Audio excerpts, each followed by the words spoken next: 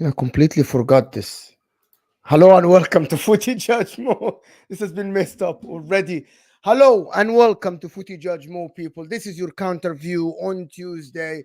It's myself and Rory. Joe couldn't make it today, but we're here to talk about the England setup. Is this the best generation? What's going around? This is the best England squad to win the Euros now.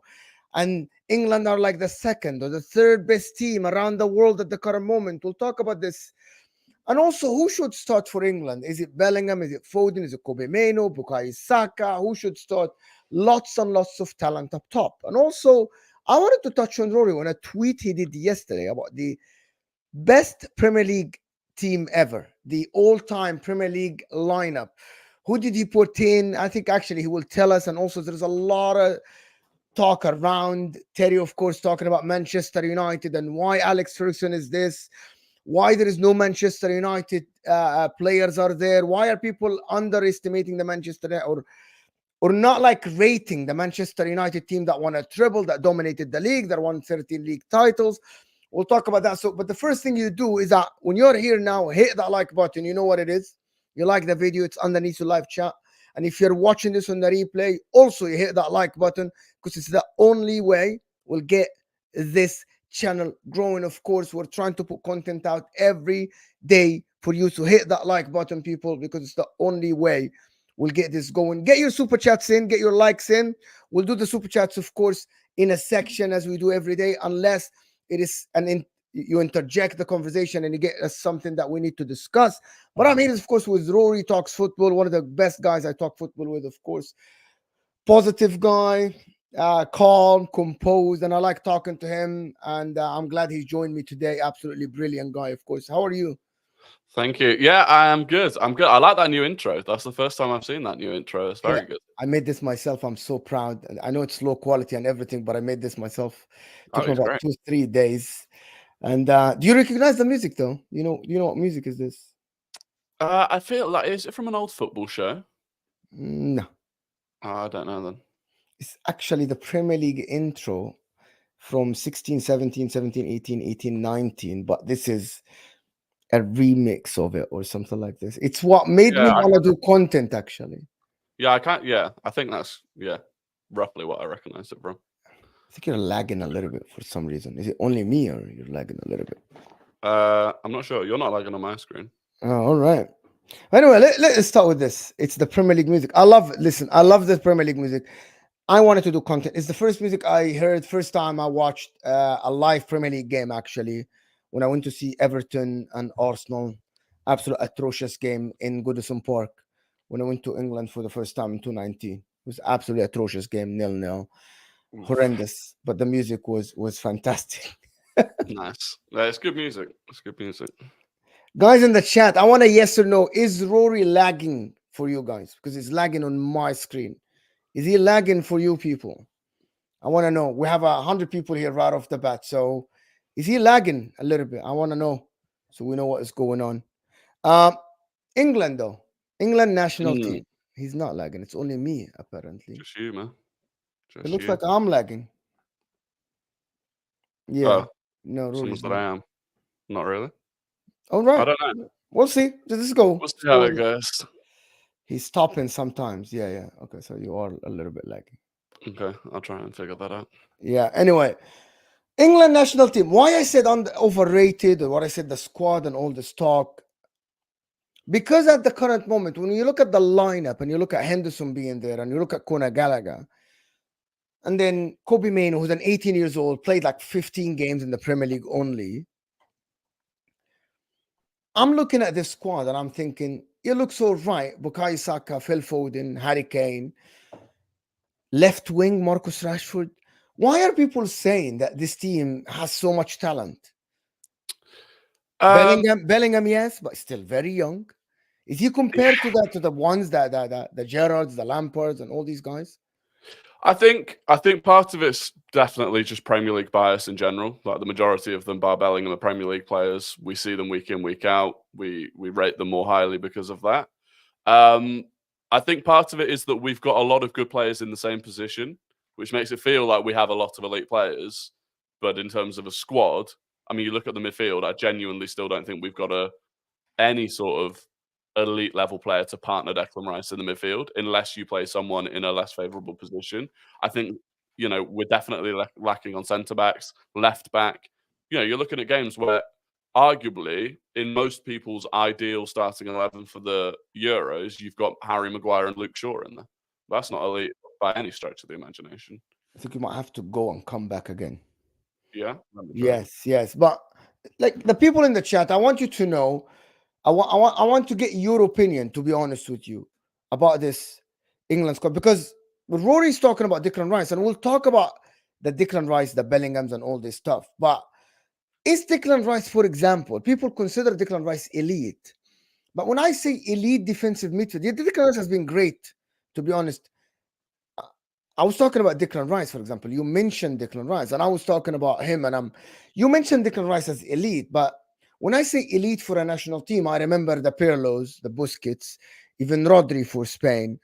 Declan Rice aren't at that caliber. Yes, he's having a very, very good season at the current moment at Arsenal. But when people talk about, yes, we have Declan Rice, well, Declan Rice on the international stage and in the world stage isn't at that caliber yet. Jude Bellingham might be playing very, very good for Real Madrid once. Yes, he has been good at Dortmund, but also when we talk elite, we talk different. We talk Xavi, Iniesta, we talk Zidane. You know what I mean? Even back in we talk Frank Lampard. You know what I mean? We talk these guys. Do you think people overrate these players because they're just English and because of that, as you said? Yeah, but I mean, we always have them, right? Like back in the golden generation, I think it was overrated how good Gerrard, Lampard, how good they should have been on the international stage. Am I still lagging? No. Okay, good. But yeah, I think we look back. I mean, the thing is, you're looking at Xavi, Iniesta. I mean, it was incredible that those two were in the same generation to start with. Then you go Zidane. Like you are looking at some of the all-time greats. So if you look across the competition in the Euros right now, I don't think any team has those sorts of players. Of course, there are a few, Mbappe. France has, but France even in the midfield don't have Tchouameni, still young, Camavinga, still young. Yeah, so for me, they're similar to Rice, Bellingham, in terms of they could go on to be respected as elite players in the future.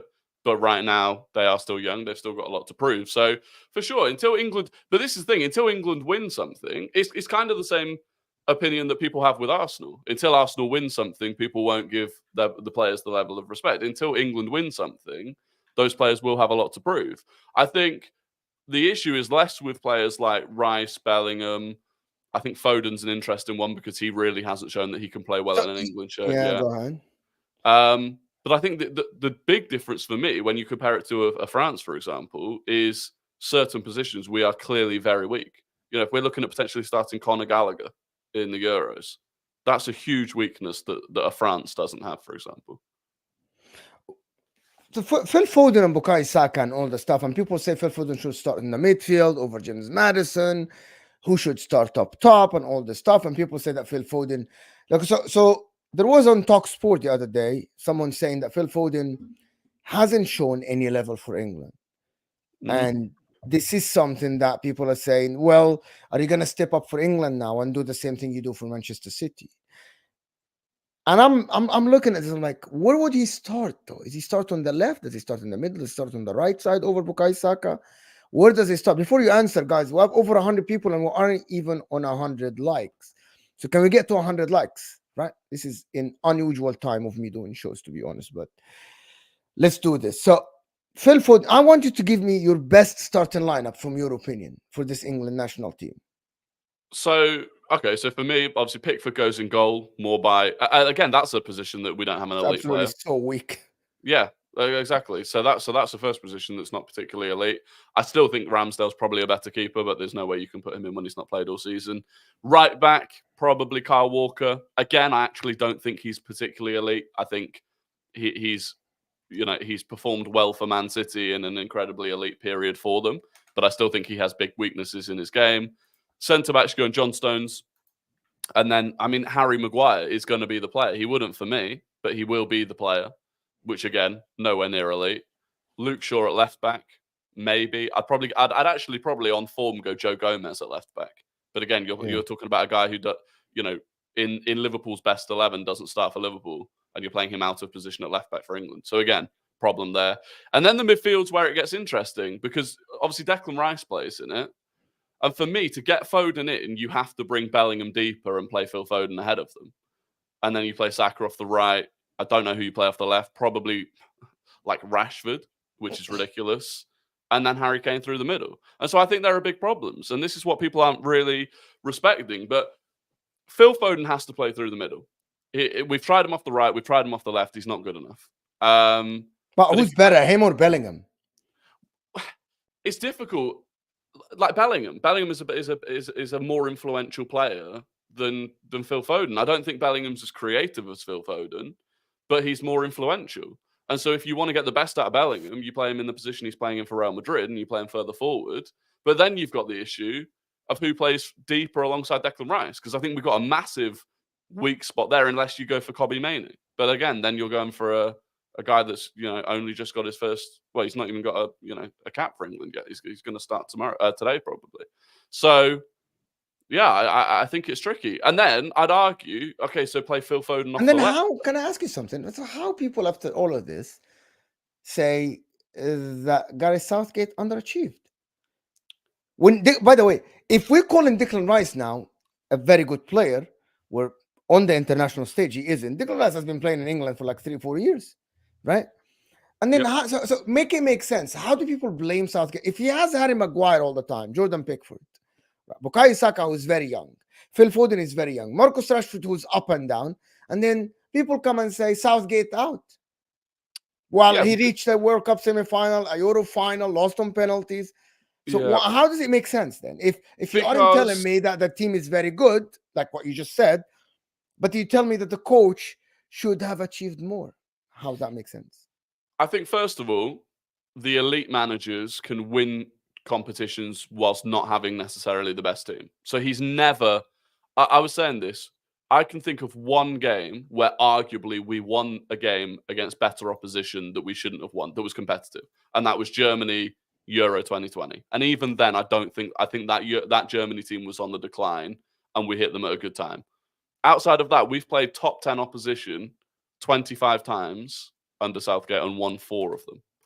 And that, for me, is a manager that, regardless of whether or not we've had the best squad going into tournaments, he has never shown that he can achieve or overachieve or compete at the standard that the squad should. And that's the problem. We've had incredibly lucky runs in those competitions, and every time it's got to the big game, we've lost, and he's made mistakes in it. I think that, the Italy team that we lost the Euro final last time was a poor team, and it should never have gone to penalties. Once we took the lead, I thought his in-game management was shocking.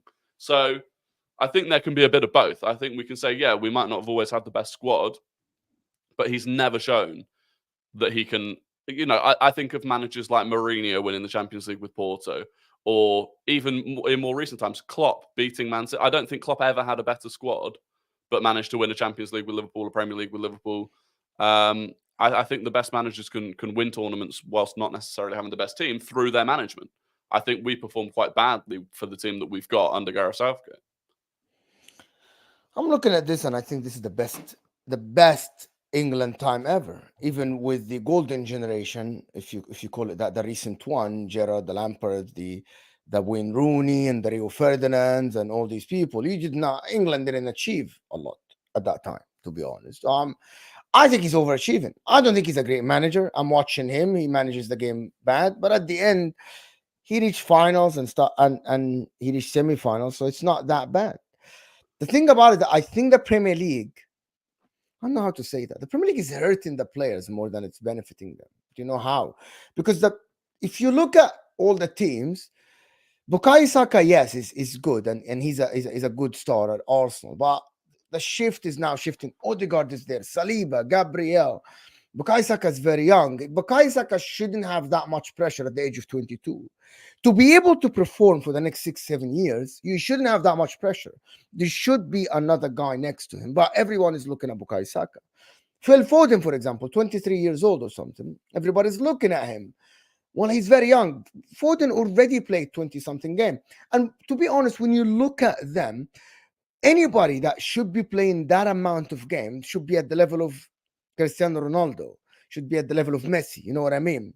Like, should be at the level of Wayne Rooney. It's like Wayne Rooney at that age, yes, he has played 200 games, but these guys aren't at that level. But there's so much pressure on them, and I think that is hurting them, like on the long term. And I'm unless something dramatic changes, and I think that will hurt them. Like until now, Phil Foden, we are sitting here, and that's not slagging Phil Foden. It's just a fact. What is Phil Foden's position over the past 2 years, 3 years? Can someone tell me what was his position?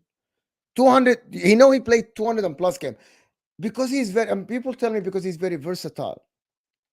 Well, you can do that, but if you are at that talent, you hold a position for yourself and you make it yours. And Man City fans, of course, don't like this. They say, "Oh, he's very, very versatile." Well, Kevin De Bruyne, because he's so good, he holds that position. When he comes into the squad, everybody's shifting around to accommodate him. That's Kevin De Bruyne, right? That's someone who's that elite. That's what I mean by that. Bukayo Saka, have we ever seen Bukayo Saka switch position to accommodate someone else? We haven't seen that, right? Phil Foden now these days plays central, right? Kevin De Bruyne comes in fit. Where's Phil Foden play? Shift to the right side to accommodate Kevin De Bruyne. I think that's a problem for him by itself, because you are saying, I don't know where Phil Foden plays for the England national team. You literally just said that. Yeah. And the thing is, because especially because of how well he's played for City this season, people can't comprehend the idea that Phil Foden maybe doesn't start for England's best 11 for the best like team cohesively that we can put out. People don't comprehend it, but they never have, which was why, like, in previous generations, we saw Paul Scholes playing on the left-hand side because we had to fit in Scholes, Gerrard, and Lampard. So Scholes plays off the left, and it's like, well, no, you know, that's not his best position. That's not the best way that England can play by having Scholes off the left. But the manager would crumble under the pressure of thinking, well, I have to start this player, I have to start this player, I have to start this player, and it doesn't necessarily work. And then the issue we have is that, you know, you look beyond those players, and there isn't a crazy amount of depth. Like, Marcus we're looking Rashford. at the left. Yeah, we're looking at the left-hand side, and we're going, okay, Grealish, who's barely played this season, Rashford, who's been in poor form, Anthony Gordon, and then you're talking about realistically mid-table players. Like, it's we don't have Anthony the level Gordon of himself squad is a that people think. mid-table player. Yeah, At the current exactly. moment. Yeah, exactly. Marcus Rashford is a mid-table player at the current moment. Yeah, exactly. Whereas you look at like France, I saw I can't remember who made it, but someone made like 5 squads, and you look at the 5th squad, and you're like, that's an obscene level of depth of talent that we just don't have and can't compete with. Or we can compete with it though. That's what I think. I do think we could compete with it with a good manager, but I don't think we have one. Yeah, it's astonishing. Guys, can we get to 100 likes? We've got 200 people here in the house. Guys, we have to get the likes up to 100 so we get more people in, tuning in. Let me do a couple of super chats that came in. Ishan is saying, which mid is the best? Rice, Jude, Trent, Rice, Jude, Foden, and Rice, Jude, Maino. Which one? I'd probably go Rice, Jude, Trent, I think. But again, that's a gamble. Why it's a gamble? Because I don't think Trent's proven, really, even for Liverpool, that he can play at an elite level in the midfield, and he certainly hasn't done it for England. But I think that's how you get the best out of the squad. Yeah, I guess. But Trent, yeah, to be honest, yes. To be honest, but also I actually think Foden, Bellingham, Rice would work, in my opinion. It is equal to Foden, Kevin De Bruyne, and Rodri. I believe so. Of course, with the difference in talent and the creativity. Yeah, but I think it could work if the system changed. The problem, I think, is Gareth Southgate's system, where I think if both Bellingham and Foden played slightly deeper on either side of Declan Rice, who was playing central, I think it would work. Kind of similar to how it does at Arsenal, with Ødegaard, who actually sits quite deep, and whoever the left 8 is sits quite deep. But it feels like Gareth Southgate always wants a double pivot with someone much further forward. So you cannot play double pivot when you have Kyle Walker at the back. There is no reason for you to play double pivot when you have Kyle Walker at the back with John Stones. Exactly. Like, tactically, I don't think it's There's no, like you're in the international level. You're always going to be the best team unless you play the Germanys, the Italies, the Spain, and even at that level, you're equal or better than them, better than Italy, better than Germany. Even I think England now look on paper better than Spain. Like Spain, who plays for Spain? I guarantee you, about you cannot name 5 players that will start for Spain. You don't know where they play. If you look at the Spanish national team, there are 5 players that you have like I have no idea which clubs they play for. I just don't. Some names I like they play for Villarreal, they play for Yeah, Sevilla, they play for Bilbao. So yeah, it's not the same old Spanish team when like it's Real Madrid, and Barca. Manchester United or Chelsea with Mata. You know what I mean? David Silva for Manchester City. It's not that. It's way down in the table. The Spanish national team. Germany the same. I think Germany might be all right. I think Germany's. I think Germany will be quite good at the Euros. I, Um, I don't know because Kimmich, they have no goalkeeper. Goretzka, Serge Gnabry hasn't played enough this season. Lorenzani has fell off a cliff somehow. yeah, but Thomas I saw Muller them. is like 55. Yeah, but they played because they beat France a few days ago And then Sky quite Havertz. well. Are you serious? But they had Kai a well, Havertz. they had a front three of Wirtz, Musiala, and Havertz, and it worked really well. Yeah, that Kai Havertz, bro. Musiala is Yeah, the only. Verts is good, but Kai anyway, Havertz we'll has been see. unlocked.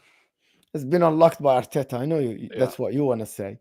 Kohler is saying, in what way is Bellingham more influential than Foden? Bellingham is an 8 and only playing 10 because Real have so many midfielders and no good center forward. That's good. That's not bad to say. But the thing about it is that Bellingham has scored so many goals at Real Madrid, but he isn't important as goals. influential as Foden in terms of like if affecting the game. To be honest, he's right. I think he is, and I specified for England as well. Where again, I think you watch Bellingham in the game, he just has more influence. Like he gets on the ball more. He just is a more influential player. He's a more significant player. And we saw against Brazil, we took him Yeah, off, moved Foden central, and nothing happened. That's my yeah. opinion. My opinion. Why? Why are we acting like midfielders playing out wide is something strange? Modric, Silva, Iniesta have all done it before, especially when young. Yeah. I get what you're saying. I actually think Foden on the left is a very, very good shout. It's not a bad shout. Foden on the left. But who's going to play in the middle? It's going to be Trent, Jude, and Rice. The problem is that midfield, Trent has to move up. Anyway, it is, to be honest, it is what it is. But I am thinking that this is the dilemma and it's not good. This is not like sometimes when you have too many good players in one position, you say, oh, that's a good problem to have. The problem is there is no combination that we actually put our hands on for England. I'm not an England. I don't support England. I don't care, to be honest. It's from a Premier League perspective. But I think he will have to shift Trent in the middle, shift Bellingham, shift Foden, and that I don't know how we'll get on, to be honest, because I'm not sure how we can look at this team and say, yeah, you're winning the Euros, unless we're talking about the other teams not being great, not being Well, great. I'll tell you what will happen right now. We'll scrape through the group with 1-0 wins, moments of individual brilliance or penalties, and then we'll probably get a decent run. And then the first big team that we come up against will lose, and it'll be close. And people go, oh, could have gone either way. But Start get that's what will out and happen. all the stuff. We're not going to get to a big game and suddenly turn it on and beat France 2-0 comfortably, and everyone goes, wow, this team's elite. It's just not going to happen. Unfortunately. Your group is so easy, to be honest. Slovenia, Yeah. Denmark. No, actually, it's not. Denmark, Mhm. Serbia. Yeah, And but there are, neither of them have been brilliant. oh my God, there are way better groups than this. Oh, Italy, Spain, Croatia. Yeah. Yeah, that is. Ishan is saying, wouldn't Jude moving forward be better than Trent? Yeah, but you need a controller in that midfield, though, Ishan. That's one of the things about Trent. Trent in that midfield will be the playmaker. Trent in the midfield would be the playmaker. That's the thing. And you cannot play Trent on the right side. To be honest, if you play Trent on the right side and he inverts, now you can have Harry Maguire at the back. And I don't know who The else. thing Luke is, Shaw. The thing is, honestly, in 90% of international games, it won't matter. Because in 90% of international games, you only need Declan Rice holding the midfield defensively. Yeah. Because we're that much better than 90% of international teams. The problem is, it's every time we get to the big team that's probably slightly better than us that we can't beat them. And that is because Yeah, of that. 100%. I want to move on from England national team, guys. But let's get to 100 likes right away, guys. Come on, people. Let's get to 100 likes, people. It is Yeah, simple. It doesn't cost you a penny, guys. Right? I want to speak about what you tweeted. I don't know. I can get the tweet on. Actually, Yeah. I'm gonna try to get the tweet on. It's too far down the. Yes, this one, and here we go. This was prime international break content. Yes. Come on.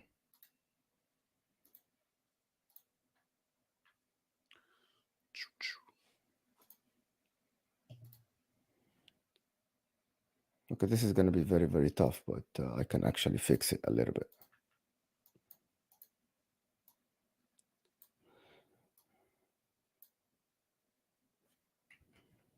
Do you know what? I actually got less hate for this tweet than I thought I would. Yeah.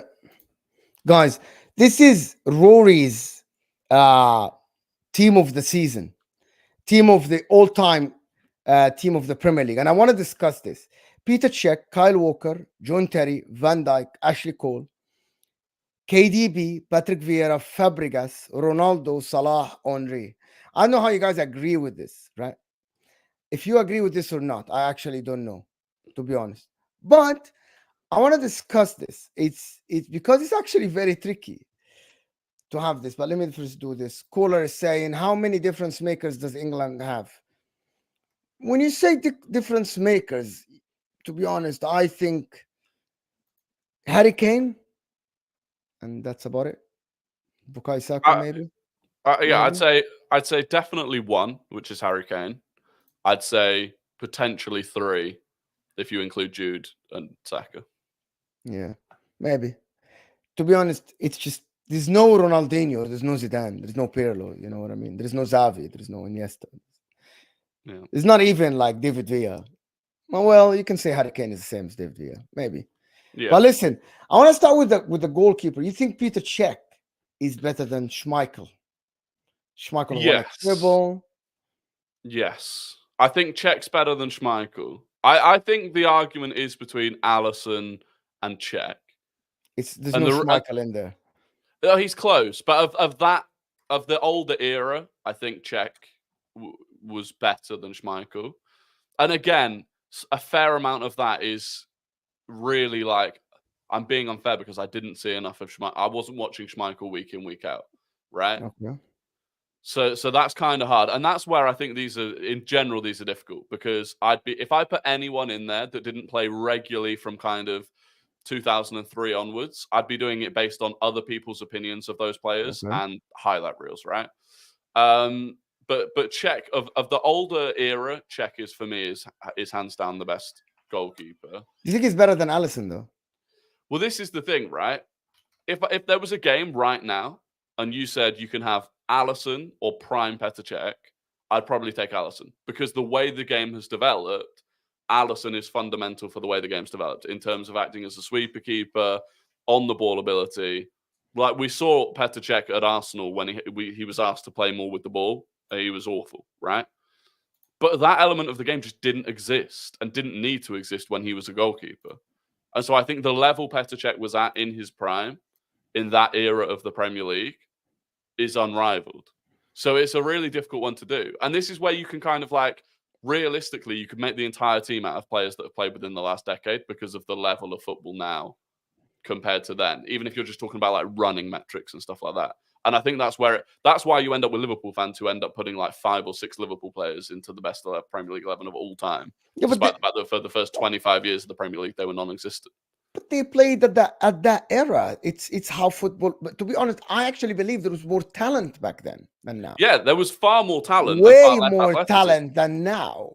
in Yeah, my but opinion. but far less athleticism, and the game now Yeah, has but that developed has to the nothing point to do where with with the player, how good the player is. Because by the way, there are more technology now, nutritions now are more scientific, so I agree. it's unfair to these players. You know what I I mean? agree. Which is why in mine I've kind of tried to steer away from it being all modern players.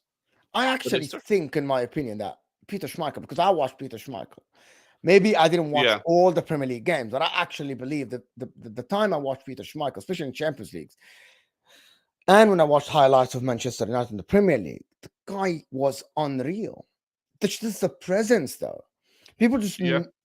don't understand how big the guy was in the goal. Like it was insane, Peter Schmeichel. Like, because I was watching him, especially that 98 run or 99 run, or even the highlights of the Premier League. Peter Schmeichel was phenomenal. Like, it's scary, bro. It was absolutely scary, though. Yeah. Yeah, I mean, and that's the sort of thing. Like, I wouldn't argue with someone. I wouldn't sit there and go, "No, Czech was definitely better than Schmeichel," because I No, just didn't see it. but it's close because Peter Cech at Chelsea was something else as well. Like Peter Cech at Chelsea was some kind of something else, Yeah, in my yeah, opinion. I think it's close. I think Allison gets in there as well. yeah. It's definitely But in the conversation. I believe one of these three, in my opinion, depends on how old you are. I know if you're a Liverpool fan, you would put Allison in. Yeah, Yeah, but I mean, I've seen Liverpool fans do this genuinely with 6 Liverpool players in. 6. Yeah, because they go Allison, they go Trent, which is unbelievable. Van Dijk. Hold on, why it's unbelievable? What's put Trent in there? Yes, Because he's not a good defender.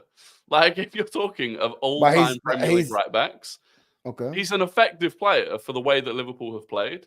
But you put Trent into any Premier League team of all time, successful Premier League team of all time, prior to the Liverpool team that he was in, he'd look awful and out of place. Not awful, but he'd be nowhere Awful, near it. Yeah, awful. not awful was maybe harsh, but he wouldn't look an elite right back. You'd go, he's a good player with a good right foot, but defensively he's nowhere near good enough. So Trent gets nowhere near it. Van Dijk they put in there, fine. I put Van Dijk in. Then Gerrard gets in, which for me he doesn't. And then they put Salah in, which fine, I agree with. I can't remember. Maybe 6 was a stretch, but I've definitely seen ones with 5. My point about it, who gets on the right back though? Well, to be fair, the right back is a weird one. I put Kyle Walker, which again, I don't think he's a brilliant defender, but his pace has enabled him to be a successful right back. But then it becomes like, okay, Gary Neville theoretically is probably the best defensive right back, most successful for sure. But then we end up just putting the most successful players in. I wanna get this Kyle Walker thing. Listen, I'm from outside, so I have no bias right here towards anybody.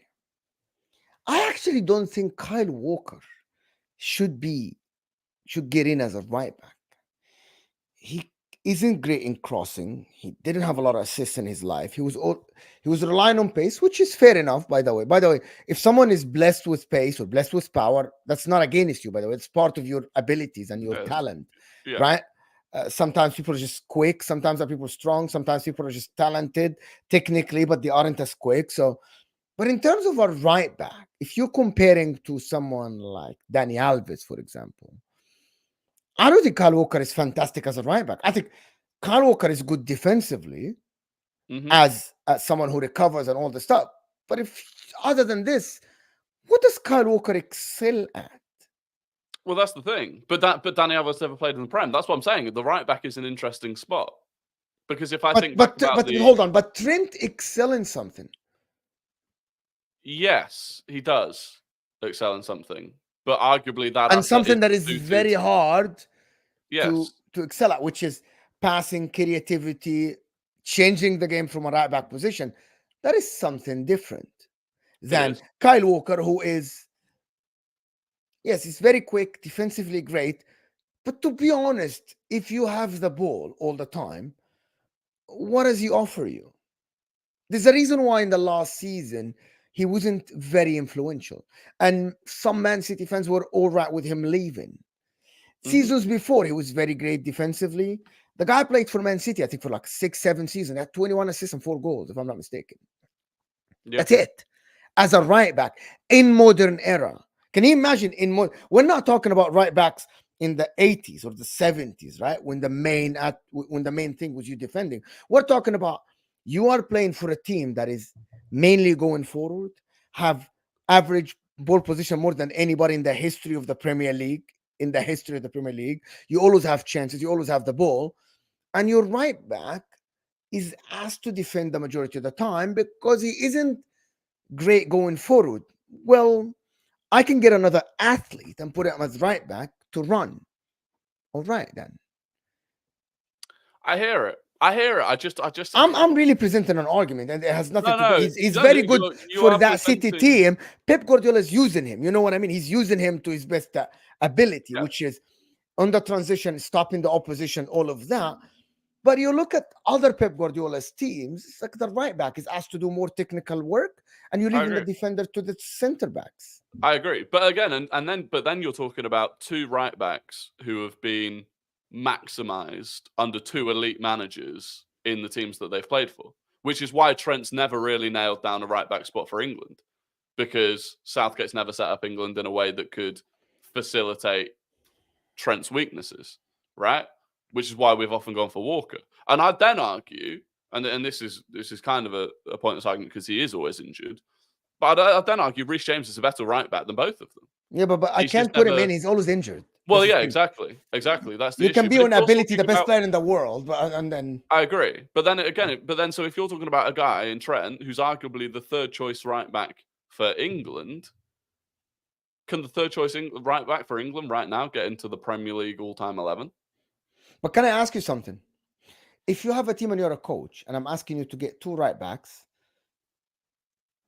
wouldn't you change the way you play to accommodate Trent because of his ability, but you never change the way you play for Kyle Walker? Is that a fair statement to say? Would you change the way you play to accommodate Trent's ability, but you'll never change the way you play to accommodate Kyle Walker? Yeah, you would change. You'd have to change the way you play to facilitate Trent, which I think Liverpool because he is good. It's not because he isn't because he's good. Yeah. Yeah. But that's my point. When you have that influential of a player and you change it, that's how good he is. You are looking at it from the negative point of view, from like he can defend and they had to change it to accommodate him because he can defend. But I'm thinking they wanted to change it because he's that good going forward. I'm looking at it from the other point of view, not the other way around. Yeah, no, I hear it. I do hear the argument. For me, as a right back, I can't. In the modern era, actually, you'd have Trent for sure. You would, but then he's a beneficiary of the modern era where they have ridiculously athletic centre backs alongside them that can cover them, right? And I look back, and then you look back and you start going. You could look at players from certain eras where you go, "Wow, if they had that skill set in the modern game, where they didn't have to defend as much, they could have been better than Trent, doing the same role that Trent does." Like you could have started David Beckham at right back if he had Van Dijk and Konate alongside him, and then he had. You could. No. You wouldn't, but you could. And this is where I think this is such international break fodder, because it's there are probably three players that get into everyone's. I have a very like, I want to say one thing about England, and I went back in the history of the Premier League, by the way, and we're going to come to something very controversial from me. England wasn't blessed. Okay, I didn't watch a lot of Dennis Irwin, though. Let's just establish this. I didn't. Same. Me. I didn't watch a lot of Graham Lasso, right? I didn't, right? So I have to admit that. But England wasn't blessed with a complete right backs like Dani Alves, like Maicon at Inter, like Cafu at Brazil, like even Lizarazu at France on a left back, for example. You know what I mean? Like Lilian Thuram at right back, who was very good center back, but also can go forward. Like Zambrotta for Italy. You remember Zambrotta as a right back, someone who can go forward, someone who can defend.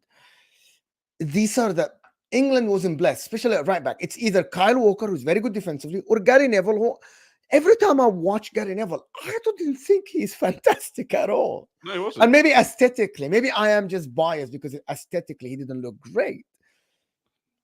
I watched some of the Man United, of course, the treble winner. And after this, Gary Neville looked all right, looked good, but he isn't Cafu. You know what I mean? When you remember the right backs in the histories, Cafu's, there are others, there's Zambrotas, and as I said, there are other ones, Danny Alves and all the other ones. Mm-hmm. So England weren't blessed. So we'll have to choose between Trent, Gary Neville, or Kyle Walker. I can never put Kyle Walker. And I think people put Kyle Walker in there because he played for City. That's it. Because he won multiple trophies with City. But otherwise, if I'm asking you to pick the individual right back, nobody will pick Walker. I'd say, right back, I want to go for I want my right back to be able to cross. Good, like Kieran Trippier, or influence the game like Trent, right? I want that. I want my right back to contribute on both sides. Lamb, for example, Philip Lamb. Yes, thank you, James. I don't see Kyle Walker doing that. People put Kyle Walker because they don't want to put Trent because of Trent can defend statement that gets put out all the time. I think that's it. Agree? You disagree? I agree with most of what you're saying. I just fall on the side of Kyle Walker more than I fall on the side of Trent. And I think the reason is that Kyle Walker would start for any Premier League team. I don't know if Trent would, because I don't know if most Premier League teams have the luxury of players around them that they can facilitate Trent by changing the way they play to suit him. Why did you say that Kyle Walker would start for any Premier League team? Because I think based on what? A lot of teams want a right back that can go forward. He doesn't go forward.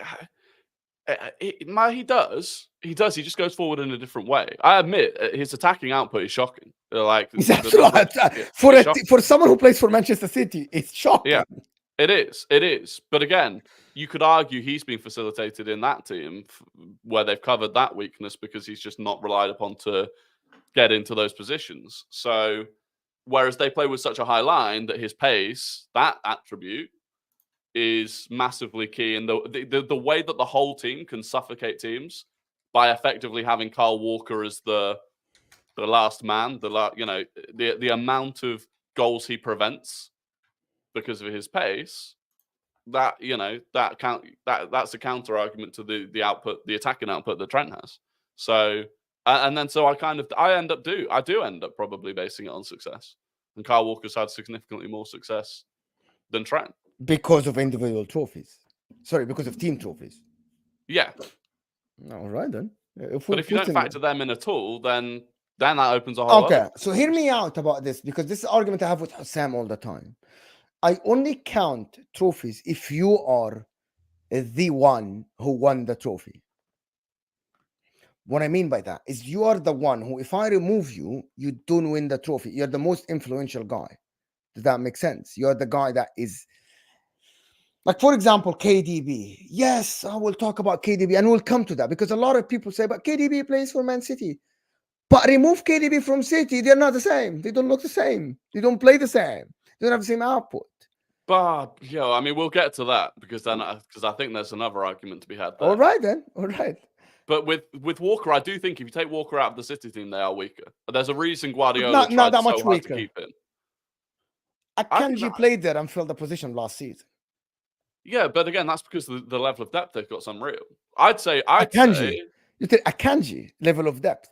By the way, Akanji looked good. Akanji isn't a fantastic player. But again, he's just got the raw physical attributes that you need to play in that role. But Walker has just entered the most significant level. Yes. People say that you're forgetting to Walker at Spurs. Yes, he played some years at Spurs. I watched him. He was great. He was good. He was good, but he wasn't at the level. He was he was all right. This is one of the... So we have 4 candidates for the center backs. And I want your opinions in the chat.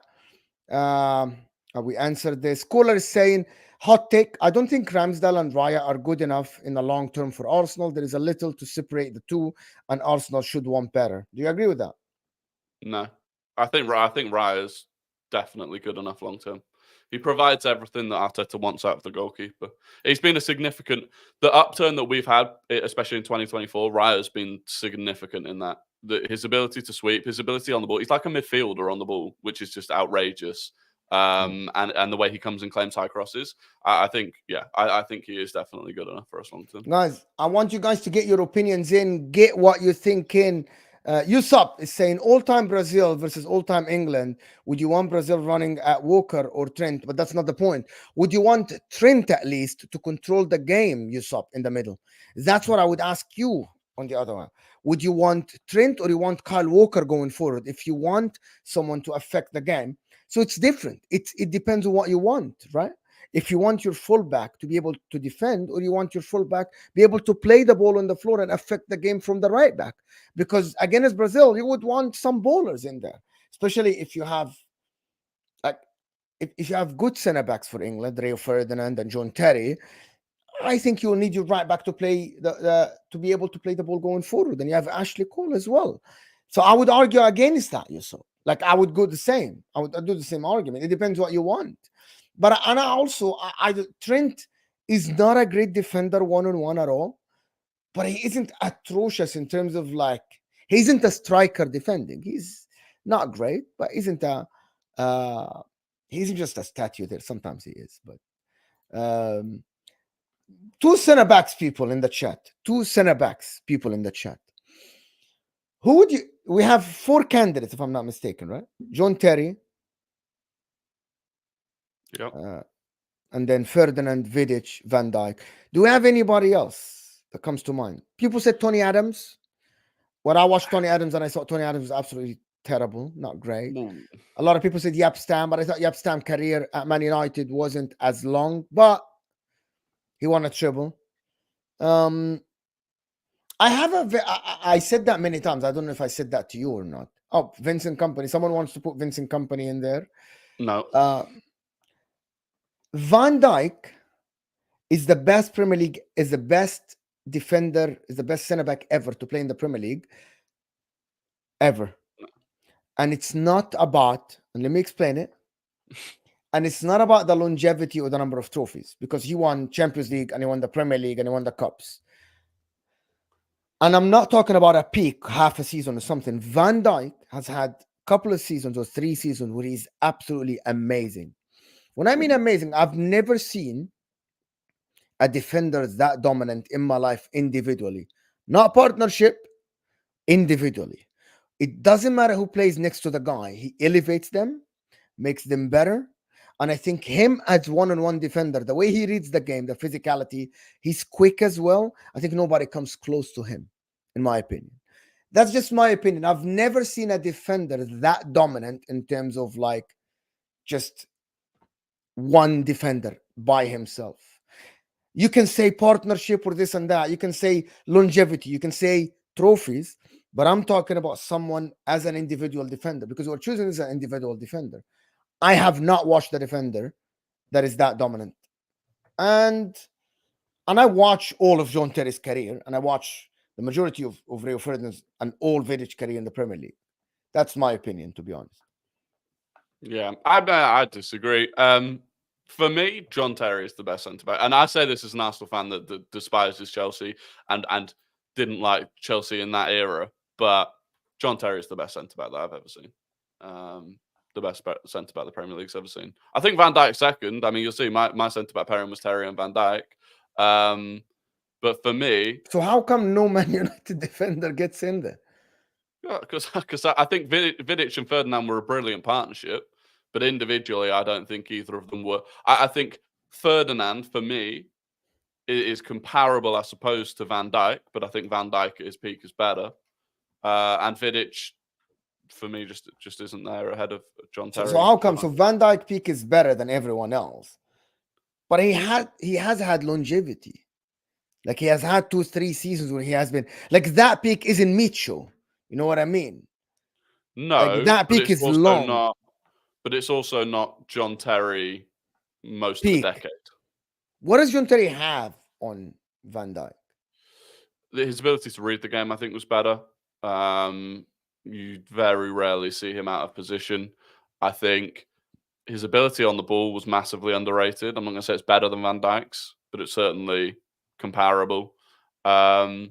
And again, I think he was just a better defender of his goal. I think he defended the goal better. The amount of times that that I actually find Van Dijk's defending not to be that good. He gets away with it a lot because of Alisson, and obviously Terry got away with it a lot because of Czech. Oh, yeah, no, I don't think Terry did get away with it a lot. I think the fact that Do you Terry think was, Terry was as good as Van Dijk in terms of like one-on-one? yes, Like a forward going at you, yeah, one-on-one.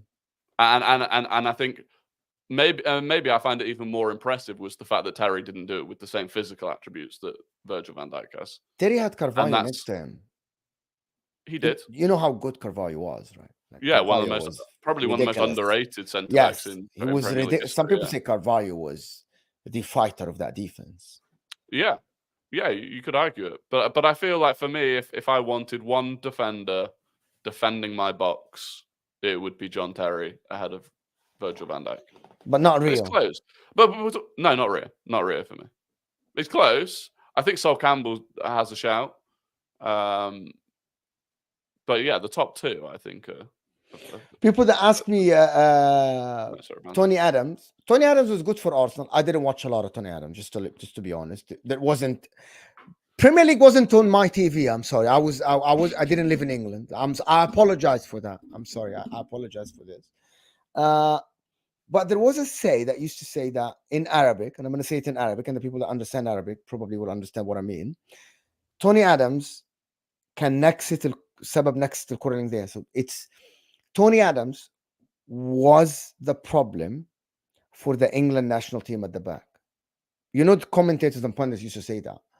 For some reason, he wasn't great for England. That's what they said. Starting, I think Euro 9, I can't remember, but I heard when I was young, I wasn't that young. I was like 10, 12. And that's what they used to say. Tony Adams, I didn't watch a lot of him, to be honest. Yeah, again, it's like I've seen a lot of highlights and videos from that time, but again, it was just before my time, really. So I never watched it live. I mean, what he did for Arsenal was incredible.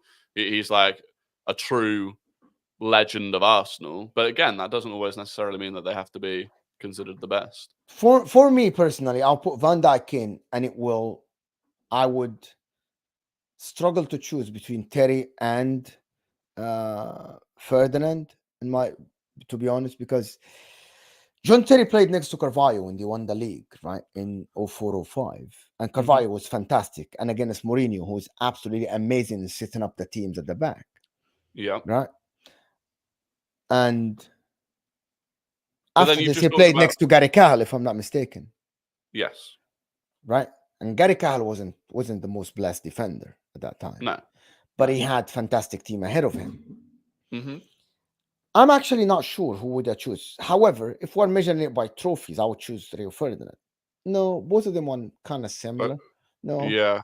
I think Ferdinand probably won slightly more because of the era. But again, if you're going to say... Hold on, who won more? Who won more? John Terry won 4 Premier Leagues, if I'm not mistaken. 1 Champions League. He won the 2 of Mourinho, the 1 with Ancelotti. Did he win 1 with Mourinho? Yes. So he won 4 Premier Leagues. Yeah. In my opinion. He won 4 Premier Leagues, 1 Champions League, 1 Europa League. Rio Ferdinand, if I'm not mistaken, won 6 Premier Leagues. 6 Premier Leagues. So 4 versus 6. One Champions League and 1. So it's not that far. 4 versus 6 is not that far. It's not, to be honest with you. It's comparable. But then you said if you're going to say Terry playing alongside Carvalho, you've got to say Ferdinand playing alongside Vidic. And you put Vidic. And Vidic was, but you put Vidic well above. You didn't mention Carvalho in the best centre-backs of all time, but you did mention Vidic. So arguably you're saying Ferdinand was playing alongside a better player than Terry was. To be honest, I would struggle to choose between John Terry and Ferdinand. I would absolutely struggle. I'd say players that are in the conversation that shouldn't be: Vincent Kompany. I mean, it's mainly City players, City fans trying to get a City player in there, basically, because they want. So I've seen some put John Stones in there as well. What this notion, and City fans, you guys will hate me for this. This notion of John Stones being one of the greats because he played a couple of good seasons or 3 in a Pep system when he didn't play last season, didn't play center back, played as a midfielder, but you want to put him as center back to invert, to play in the midfield next to arguably one of the best DMs to play in the Premier League in Rodri, along one of the best midfielders under one of the best coaches. But he was inverting to make another body in the midfield. Yes, he looked all right on the eye. And I'm like, No, not for me. John Stones is not that guy. Like, Yeah, is not, I agree. in my opinion. I think Vidic. I think Vidic is even better than John Stones, in my opinion, as a centre back. Um, John Stones, as people say, he wasn't that great at City. Like people wouldn't nail Stones as, oh my god, you have to be at the City team for City to win 3 seasons ago or something. So, and there's I agree. nothing against City players. It's just the fact that I don't know. I have this thing that you cannot judge players that play under Pep Guardiola fully. If you think a player is a 9 out of 10 under Pep, that player might be 8 or 7. You're just seeing the best out of him because Pep is a genius and he gets the best out of the players. We've seen it many times with players that played for Barcelona, players that played for Bayern, players that played for Manchester City. He's just that good, Pep Guardiola, in my opinion. I Um, agree. Left back though, I See, gotta this is like one of the ones I don't think many people debate, right? because there's only one. Yeah. Can I say something that would upset a lot of people? Because I watched the Premier League. Okay, just I actually started watch the Premier League from the Invincible season. This is when from ART in the Middle East took over and they started showing the game. So I started watching that Invincible season.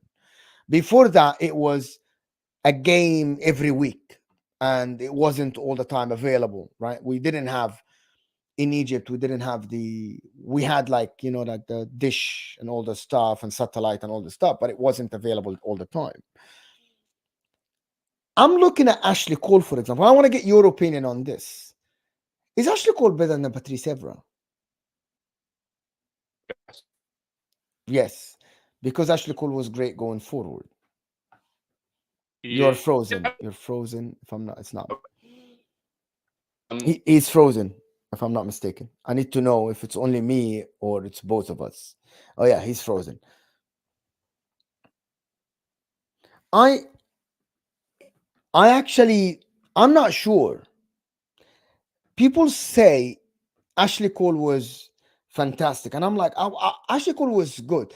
Guys, my problem with left backs is that I'm looking.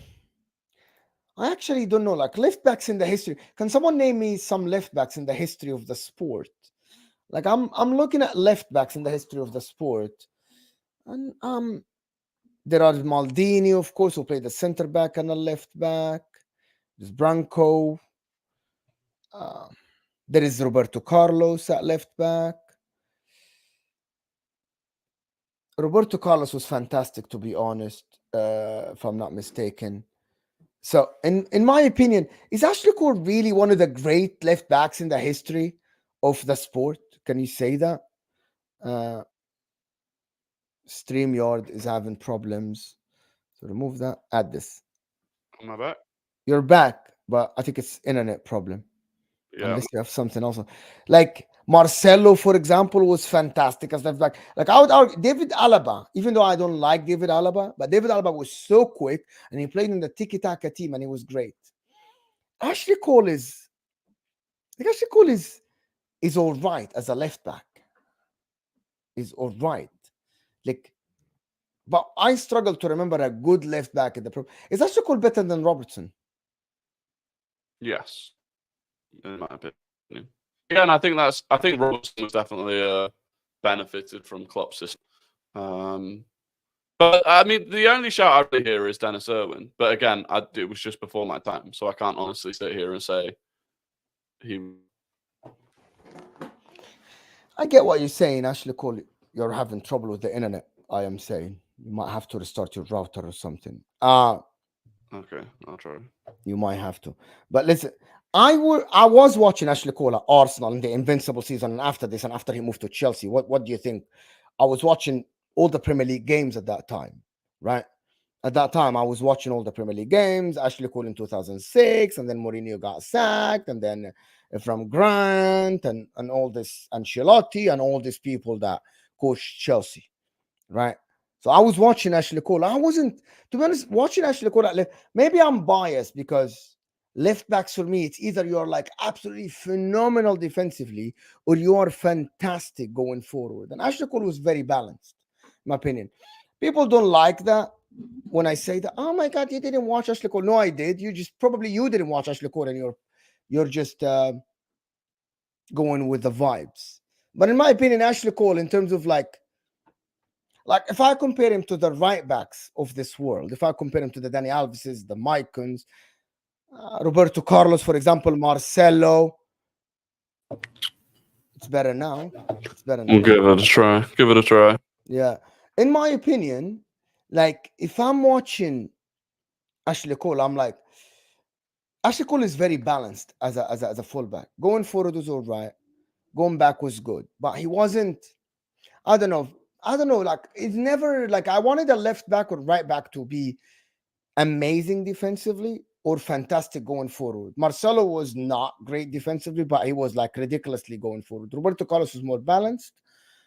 This Danny Alves, this Mike, and I want to get somebody else that is Germany, Philip Lam. As a right back, for example, Philip Lam was exceptional. So as a left back, Ashley Cole, and I watched the majority of the games that Ashley Cole played. Right, for Arsenal, probably more for Chelsea. For Arsenal, of course, until he moved in 2006. I don't know. Like, I think he gets there because there is nobody that is exceptional at left back in the history of the Premier League. It helps. I think I don't think you're respecting his ability defensively enough. I still don't think I've ever seen a better left back at Arsenal defensively than Ashley Cole was. Yeah, and I think maybe Chelsea fans would say the same. I think. Yeah, I think, and that's the thing I think it is. I think defensively, there were very few left backs you'd put there over him. And then he still had, don't get me wrong, he wasn't the most incredible attacking fullback you've ever seen, but he was certainly good enough for a long period of time. So I think that's it for me. But I do think there is, like you said, there's also an element of potentially we've never had, an amazing left back that would take that spot. Yeah, yeah, that's a problem, to be honest. Now in the midfield, though, this is very, very tough, right? You know, guys, what's coming in the midfield, right? With the candidates for the midfield, if I'm not mistaken, are Gerrard, Lampard, Scholes. If you disagree, let me know. If you want a clear one, we can argue about that. But let me just do my candidates since this is my channel. Gerrard, Lampard, Scholes, KDB. In the midfield, there is Roy Keane, there's Patrick Vieira. I don't think Fabregas counts, even though he was the youngest guy of the Invincible season, if I'm not mistaken. That's when he started, or he started the season after. No, he started basically that season after. Yeah, but he was in that season, but he didn't play as much, if I'm not mistaken. Yeah. So I can count Fabregas in there. That's in my opinion. I know you put him in there because you're an Arsenal fan. David Silva. I wouldn't count Yaya as one of the greats in the history of the Premier League, to be honest. Even though I count Yaya as one of the best midfielders I've watched in terms of dominance. I can't I love Yaya, but I wouldn't count Yaya. For example, I count Eto'o as one of the best forwards I've seen, but I wouldn't count Eto'o in the Premier League. Yes, Yaya won trophies with Man City, and he had this fantastic, amazing season where he put 20 plus goals or 20 assists or something like this. But I don't think his career, I think he was up and down. We can put Yaya there, but Kante? No, because of Leicester. Because of just in general, I think there was probably a 3-year period where he was the best midfielder in the league. A lot of people, David Silva, KDB from Manchester City. Do we agree on that? Rodri. Well, this is the thing, right? This is where I start having the argument with that you were putting, if you take KDB out, City aren't the same. I think Rodri is the ultimate. If you take him out, City aren't the same. So in that sense, you could make the argument for Rodri. But to be honest with you, Rodri only last season he was phenomenal. Like last season he played to Busquets level. Before that he was good, right? But he was in Busquets level or close to that. Not yet. I can't have a player that has season that won a treble. I just can't get myself. Graham saying Joe Allen, so I don't know. But do you know, in my opinion, this is gonna sound, and by the way, I've been very consistent with this since I started with a call-in show on the terrace in 2.5 years ago or 3 years ago. You can't ignore the goals that Lampard scored as a Agreed. midfielder. And it's not only goals like like Harry Kane. It's goals that got you Premier Leagues, that got you a Champions League. Does that make Yep. sense? Like Yep. for the people that say, "Oh, but Lampard didn't do anything but crash the box," that by itself warrants him a starting position.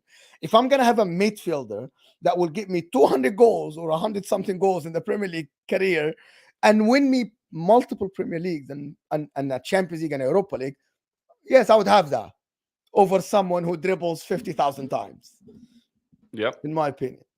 I hear it. So for me, a number one choice for me in the Premier League history as a midfielder is Lampard. Number And I've been one. very consistent, yes. Wow. Wow. And it's down to if I'm coaching a team and you're pointing to a midfield, abstract.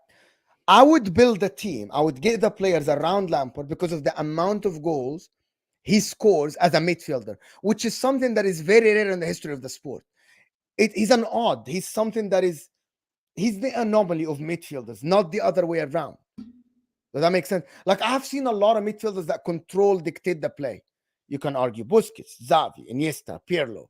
That you can put like Zidane, for example, is an anomaly. But Lampard, there is no midfielder I can remember in the history of the sport who has had that much output. And they aren't tap-ins. Like people think they're tap-ins. No, they're shots, they're crashing the box, they are this and that. And I believe Lampard is. And it's not about abilities and technicalities and dribbling. We aren't here in a 5-a-side contest. We are. This is 11-a-side team. Yeah. That's my argument for Lampard, to be honest. I don't know if you have another argument against that. The thing is, so I think there are midfielders that have done that in terms of, there are even Ødegaard last season. I think someone just put in the chat scored more non-penalty goals than Lampard in any of Lampard's seasons. Lampard did it for a prolonged period of time. That's the difference. There are very few midfielders I can think of that did that consistently over a long period of time. But yeah, he doesn't get into mine. Do you know what? Honestly, neither Scholes, Gerrard, or Lampard get into mine. And I honestly think the fact that there's always been this conversation of who's better or ranking Scholes, Gerrard, Lampard because the three of them were English in a similar generation, I think it's kind of put all three into the conversation for the best midfielder in the Premier League of all time by default almost. Because people are like, well, we always talk about them as if they're almost like the best three that ever existed. So then one of them at least has to get in there. I think Scholes comes closest for me, but actually none of them get in there. None of them? No, not for me. So why not Gerrard then? Because I think he was a brilliant player. I just don't think he was as good as Kevin De Bruyne, who is probably the player that I put in there ahead of him. Defensively, if you're going for a defensive midfielder that still has the attacking output and can still bomb forward, I think that has to be Patrick Vieira. And then obviously I put Fabregas in, which look, I can handle people. Take him out and have somebody else. If you're choosing someone else, I actually don't think that Fabregas gets in there at all, to be honest with you. He's the best midfielder I've ever seen live. I wouldn't put Scholes in there, even though I think Scholes was great, fantastic, and everything. But I wouldn't put him there, in my opinion. I wouldn't. My midfield would be, to be honest, probably Gerrard, KDB, and Lampard, in my opinion. So Gerrard would have to be super defensive in that. Yes. But then and by the way, people underestimate how Lampard used to defend. Lampard used to defend. People think because he scored a lot of goals. By the way, this is a problem, right? People think because he scored a lot of goals, he wasn't contributing defensively. Chelsea weren't just going forward, weren't a force going forward. Chelsea were a team that used to. You can't tell me that Chelsea conceded 13 goals a season by not having the midfielders defending. That wouldn't happen. I agree. For me, Vieira has to be in there. I think I love Patrick Vieira, to be honest. Like the physical nature of him, defensively unbelievable, but then the way he could carry the ball and progress it and drive forward with it. He was actually it's massively underrated how good he was actually at finishing as well. I think for me, he has to sit in there if you're going for a midfield three, he's got to be the most defensive midfielder in there.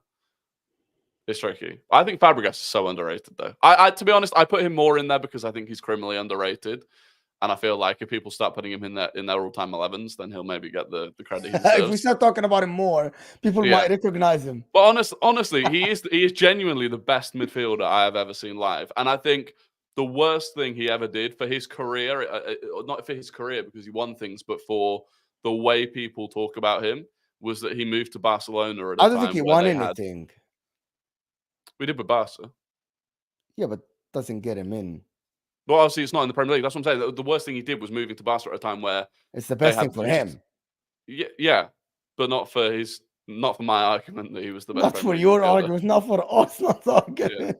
Yeah. But honestly, as a player who could play as a 6 or an 8 or a 10, his range of passing was outrageous. His Yes. vision was outrageous. He could finish close range, long And range. he won the Premier League, by the way. With Yeah, exactly. Chelsea. He did. Yeah. Okay.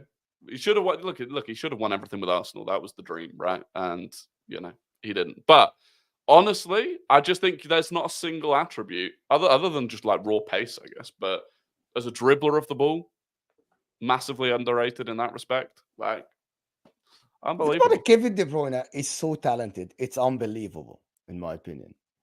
I think Fabregas is more talented than Kevin De Bruyne. Really? I think Kevin De Bruyne's got a better strike of the ball, but that's probably it. Maybe. Crosser? Better crosser of the ball, Kevin De Bruyne? Yeah. That striking the ball, probably better at crossing. But outside of that, probably more athletic than dribbling, Fabregas. vision. Yeah, he's a bit more athletic. So I don't know. It's close. It's close. It's close. He's more probably Fabregas for me was his vision was so underrated. He's the guy was fantastic. But for me, like he could sit in as a 6 and just completely dictate an entire game from there. When people say more talented, you mean more technical, because you being athletic is something that is. Yeah, but that's not. Well. Yeah, it's kind of a talent, but it's a gift. It's a gift more than a talent. Talent is a gift. Technical ability is a gift. Yeah, but I rate technical ability over athletic ability. Sometimes, yeah. That's why you like Foden more than Saka then, because the technical ability. Saka's more athletic, more winger, more speedy. But Foden is more technical though. Yeah, but then that's for a winger. You rate Foden more. Then.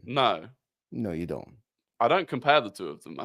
I don't like people comparing them because I think Bukayo Saka's a far better right winger, but Phil Foden's. Do you think Bukayo Saka's okay? So let me ask you something. Do you think Bukayo Saka is far better right winger than Foden as a midfielder? Yes. So you think overall, just Bukayo Saka is better? yeah, pretty much. All right. Yeah, you're an Arsenal fan. So. Yeah, I'm not going to sit here and say Foden's a better player, am I? You aren't. No. But honestly, I actually think Saka's it's people don't rate Saka's ability. I actually do. I actually choose Saka over Foden still. Yeah, there you go. Good. Oh my God, I've said that many times. I said people just underestimate how good Saka in terms of like. People don't understand how hard is it as a winger when you have always someone at your back and the ball is played at you, and Saka has this ability that he developed under Arteta that. He creates that yard for himself to turn and face the defender face to face. For the people that played football, they don't know how hard is it when you have a defender at your back. Saka, how many times we have seen a defender when the ball is played to Saka dispossess him and start attacking. They might dispossess him and it goes to a throw in, but I have not seen many times where the ball is played to Saka back to goal and he just loses the ball and the defender just in front of him. That doesn't happen. He either gets a foul. Or the defender probably clears it to a throw-in. I've not seen it a lot. This is a very, very underrated ability. Coaches love that because he's just a station for you. Every time you're stuck, he has this yard on the defender. He might not get it and dribble down the line, as people say, yeah, he's not dribbling that much. But he's always an outlet for you. When Ben White is stuck, who do they go to? If Odegaard is stuck, give it to Bukayo Saka. He's either going to win you a free kick or he's going to hold up the play for you and you're going to start over. This is very underrated, by the way. You know who does this? Mohamed Salah used to do this all the time. He gets you a Yeah. free kick, or he gets you a throw in, and that's very underrated. I agree. But in the midfield, we're never going to agree, and people will never agree on this midfield, by the way. And I think when Kevin De Bruyne leaves the Premier League, people will actually appreciate him more. Yep. But I hear the Patrick Vieira thing. People say Carrick because he won trophies, but I never thought Carrick was fantastic. When I say fantastic, I mean Patrick Vieira level, for example. No, I just- Carrick's yeah, he's probably underrated, but he was just one of those like solid players that was definitely good enough to win those sorts of trophies, but not good enough to be in the conversation for best midfielders in Premier League history. 100%. Going top, I actually thought about it many times. And I actually think that this is gonna sound strange, but for me, I don't think anybody has actually chosen that. For me, my front three are Thierry Henry, Cristiano Ronaldo, and Wayne Rooney. Yeah, I love Salah. I'm Egyptian. I love Salah and everything. But if I'm choosing, number one, a lot of people don't choose Wayne Rooney because they just don't like him. And they just think he's like that, the guy that runs a lot. Wayne Rooney is so underrated in the history of the Premier League. It's unbelievable, to be honest. I believe it's Henry. And even though Cristiano Ronaldo career at the Premier League was like 6 years, from 2004 to 2009, so 5 years. But he won a three-peat. He won a Champions League with them. He won, I think, Player of the Season. And I believe he's so underrated. I actually believe Wayne Rooney has to get in there in front of Harry Kane. For the people that say Harry Kane has to be in there, nah. No, I agree. I mean, I agree with two of the three. Obviously, I have Ronaldo, Henry. But then the difference, I guess for me, the difference was that Rooney and Henry both have to be central.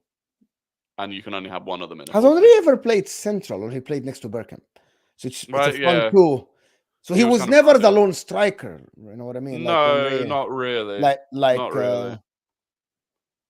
I mean, that's why I would have to shift him to the left. You know what I mean? You can move him to the left. Because he actually started the majority of the time from that left side, where Ljungberg was on that left side, or Robert Perez. It was Perez. Yeah, that was Perez on the left. It was more of a 4-4-2. So yes. Yeah, it's more central than off the left. I put Mohamed Salah in there. I think he has to be in there, just because we've never seen that over Rooney, Ronaldo, or well, for me it had to be over. It had to be either over Henry or Rooney, because I was playing Ronaldo had to be in there as well. Okay, hold on. You think Ronaldo gets in no matter what? I thought Henry gets in no matter what. Well, both of them do. My three for me get in no matter what. Well, no, they don't. I don't know. It's tricky. Rooney has to be in there. He won. Yeah. Guy won exactly as much as Salah, more, and he's like, he scored 200 goals, and he played in the midfield in the Premier League. Yeah, Rooney has to be in there. The guy played in the Premier League when he was 16 years old. Yeah, the guy was a superstar. Yeah, I might just be judging him off his goal against Arsenal when he broke through, and it's just never healed from it. But it is. It might just be that I don't like him. Honestly, it might just be that I don't like him. But what do people think in the chat? I don't know. What do you guys think in the chat? I think they're the four, though, right? Like, if you were to add a fourth to yours, it would be Salah. Yes, 100%. For me. Yeah. A lot of people say Giggs. If I was to add a fourth, it'd be Rooney. A lot of people say Giggs. No, Giggs gets nowhere near it. Giggs is in terms of the actual... He's underrated, but also overrated. I think the reality is that he's up there, obviously, but I just don't think he gets into that team. Maybe, probably. Nowhere near was probably a bit dramatic. That was probably me. Nowhere near is probably way more dramatic than what it should be. Yeah. He's yeah. I mean, I think Aguero should be in the conversation, but Aguero should be, in my opinion. But the problem is that I'll choose Rooney over him. Yeah, but then again, we're also ignoring that neither of us are really referencing any striker that came before kind of Alan Shearer. 2000s. Shearer, Andy Cole. I watched some of Alan Shearer. He was a number 9. Yeah. But he was he was just the best at his job at that time. Yes. So like Andy Cole's probably the most underrated. Oh, he yeah. gets into no conversations about anything ever, which is I criminal. actually think Andy Cole and Dwight York were ridiculous. Absolutely ridiculous. Yeah. But again, it was before my time, so I am still basing that off more stats and highlights than anything else. But it's tricky. It's tricky.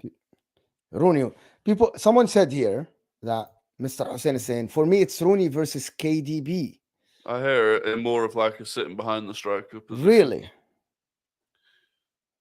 So who would be? It would be Patrick Vieira, Lampard for me, Rooney, and then the front three. I think that would bang.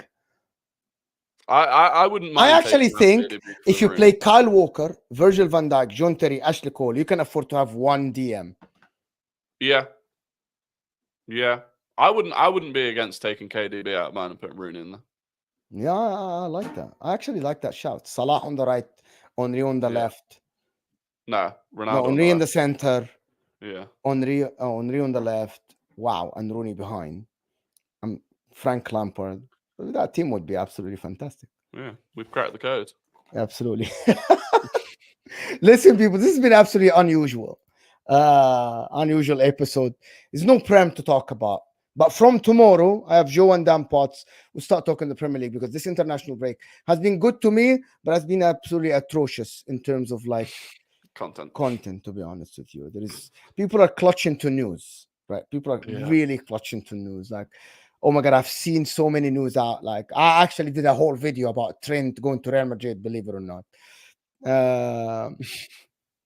It's absolutely ridiculous. But listen, people, can we get to 200 likes before we go? Thank you, Rory. Appreciate it. I'm not sure if we'll meet before Sunday. We might meet Sunday or Monday. We might. I don't know. We might. But people, I really appreciate everybody that watched us. I hope you enjoyed this. It was kind of unusual. I never did this thing before. But thank you, people. And we'll see you guys soon. Stay here. It will take you to Joe. And we are, if he's still live, though. Is he still live? Let me just check if he's live or not. Yes, he is live. Yes. And we'll see you guys soon. We're out of here, people.